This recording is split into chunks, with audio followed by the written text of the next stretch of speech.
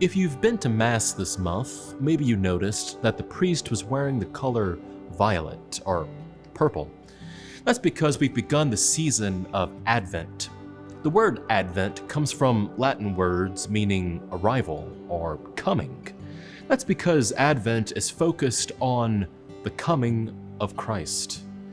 Or I should say the comings of Christ in the plural, because Christ came once and he will come again. He came in the flesh as a little child 2,000 years ago, but we also look forward to him coming again at the end of time. St. Augustine, who died in the year 430, meditated on how we live in this in-between time, after the first coming of Jesus, but before the second coming of the Lord. Here's what he wrote about this. Let us not resist his first coming, that we may not tremble at his second coming. In other words, the way in which we welcome or not Jesus into our lives, who has come once, will affect how we are able to receive the Lord when he comes again.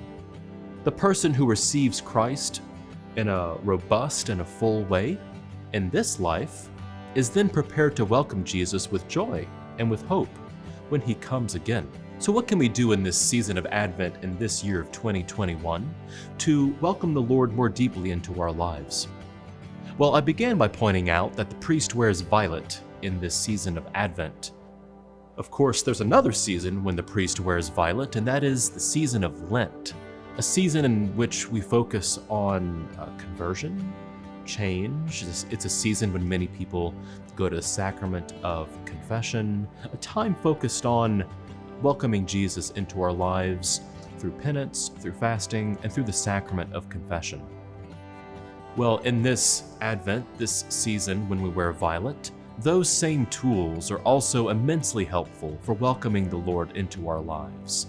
Confession, repentance of sin, fasting, conversion, those are all very practical steps that we can take to welcome the Lord more deeply into our lives now. So let us do so. Let us make the most of this Advent this year. Let us welcome the Lord more deeply into our lives now, that we may welcome him again when he comes with joy and with hope.